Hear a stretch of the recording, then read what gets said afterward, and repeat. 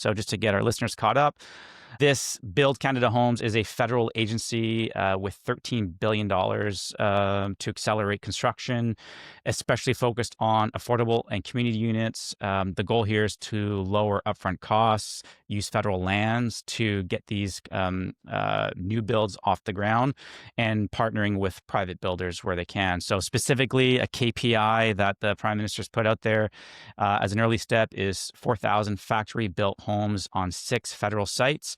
They are in Dartmouth, Longueuil, Ottawa, Toronto, Winnipeg, Edmonton. Interesting. Vancouver and BC not in the mix.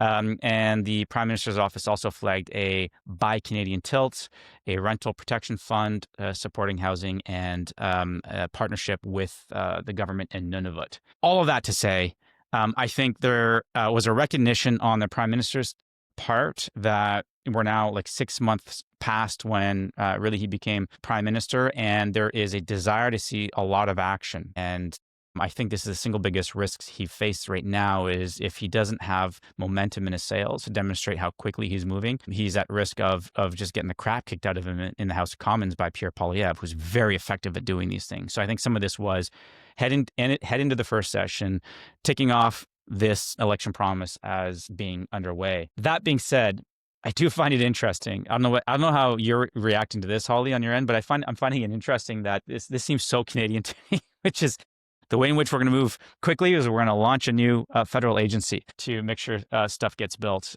We also saw last week that the Prime Minister's office came out with a list of projects that was going to quote unquote fast tracked as part of sort of its nation building infrastructure projects. Most of those were already pretty much ready to launch, don't really need the government support. And so, but yet again, here we are announcing a federal agency to help expedite things. So we're going to deal with bureaucracy by introducing more bureaucracy. Now, I'm being a little bit, what's what I'm looking for? I'm perhaps not giving anyone the benefit of the doubt here, but it does seem odd to me that is our policy solution to all our problems right now.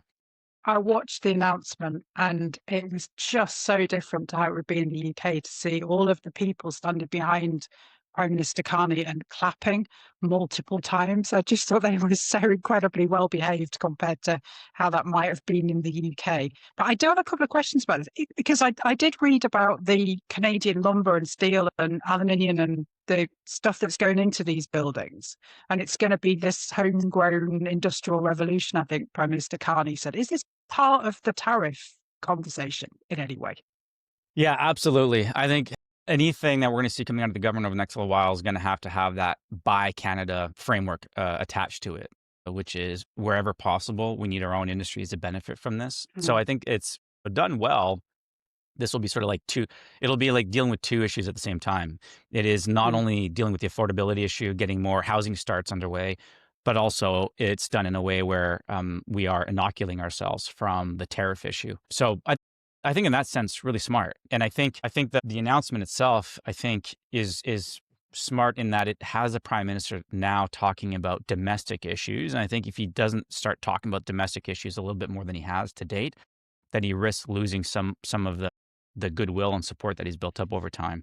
We've seen, for example, recent polling numbers here come out that demonstrate that, yes, the U.S. trade Trump issue remains a factor in what matters to the average voter, but they're getting used to that. It's the new normal. And the top of mind issues increasingly are swinging back to what they were before Donald Trump sort of threw a grenade our way. And it's all those issues around affordability and housing. And that is what allowed, for example, Pierre Poilievre to be so successful leading up to last January was his ability to speak on those issues. And I think this prime minister is getting the need to start talking about those things. So is it the right policy solution as a free market a conservative? I'd say probably not, but hey, it's something, and we'll have to see how it plays out. In terms of an issue that appeals across the generations, housing is always something that people care very much about. I mean, any other issue where actually what you were talking about doing was increasing the supply of something that would decrease the value or prevent the increase in value of the bit that you own,